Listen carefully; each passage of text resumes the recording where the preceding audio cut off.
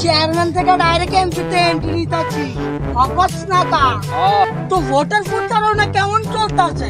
বস আমগো প্রত্যেকটা পোলাপানে মনোযোগ দিয়ে কাজ করতেছে। আমার জেতার সম্ভাবনা কত? বস ভালো, একদমই না।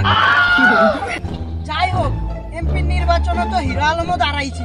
প্রথমত তো চাপট পাই নাই, পরে তো পুরো কাঁপাইয়ে দিচ্ছে অকস না কা। কিন্তু বস আপনি তো হিরো আলম না।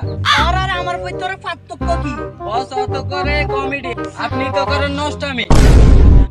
গত 5 বছর তো এলাকার চেয়ারম্যান ছিলাম, মানুষ কি আমার কাজ দেখছে না? দেখছে আপনি কি কাম করছেন। পদ্মা সেতু তো এতগুলা প্লেয়ার নাই, যতগুলা প্লেয়ার আপনার বাড়িতে করছে। এসব সত্য কথা কইস না, তোর বাড়ি তো কয়টা ফিলার লাগাই দিব অগস না গা। বস প্রচার কাজ কমপ্লিট।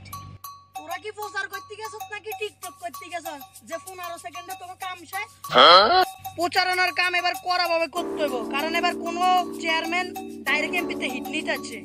চেয়ারম্যান সাহেব আপনার প্রচারণার জন্য আমরা 2 লাইন স্লোগান লিখছি।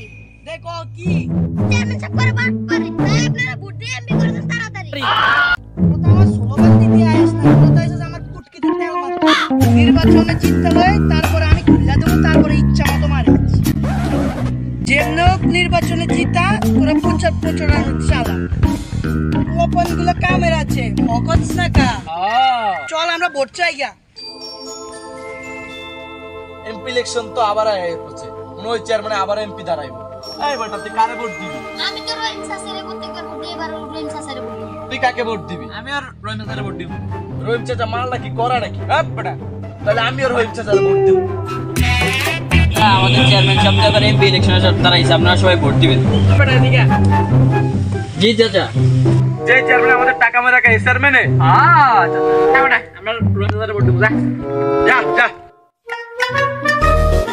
জন্টু, এবার ভোটটা আমারে দিও। চেয়ারম্যান থেকে ডাইরেক্ট এবার এমপিতে এন্ট্রি নিতেছে। এমনি সময় তার নাম কথা আইবেন না, আইবেন তো খালি ভোটের সময়।